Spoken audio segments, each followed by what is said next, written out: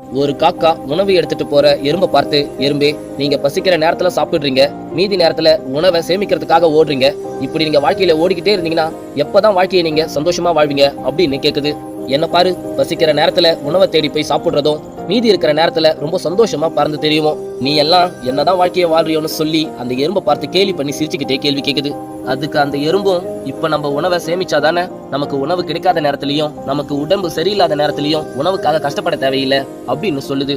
இத கேட்ட அந்த காக்காவும், நீ இப்படியே பேசிக்கிட்டு இருந்தனா உன் வாழ்க்கையில ஒட்டுமொத்த சந்தோஷத்தையும் நீ இழந்துடுவ அப்படின்னு சொல்லிட்டு பறக்குது. கொஞ்ச நாள்லயே மழை காலமும் ஆரம்பிச்சிடுது. அந்த காக்காவோட குஞ்சுகளும், அப்பா பசிக்குது, ஏதாவது உணவு இருந்தா எடுத்துட்டு வாங்கப்பா அப்படின்னு சொல்லுது. அந்த காக்காவும் உணவுக்கு என்ன பண்றதுனே தெரியாம மழையில நனைஞ்சு உணவுக்காக அலைஞ்சு திரியுது. என்னதான் மழை அடி அடின்னு அடிச்சாலும் இன்னொரு பக்கம் அந்த எறும்பு கூட்டங்கள் தான் சேமித்து வைத்திருந்த உணவுகளை சந்தோஷமா பகிர்ந்து சாப்பிடுதுங்க. மழையில உணவுக்காக அலைஞ்சு திரிஞ்ச காக்காவுக்கு அப்பதான் ஒரு விஷயமே புரியுது. நம்ம சந்தோஷத்தை ஒதுக்கி வச்சு நம்ம சேமிக்கிற சில விஷயங்கள் எல்லாம் பிற்காலத்துல நம்ம கஷ்டப்படும் வேலையில கூட சேமிச்ச அந்த விஷயங்கள்லாம் நம்மள கஷ்டப்படவும் விடாது, அதே மாதிரி நம்மள சந்தோஷமாவும் வச்சுக்குன்றத அந்த காக்கா புரிஞ்சுக்குது.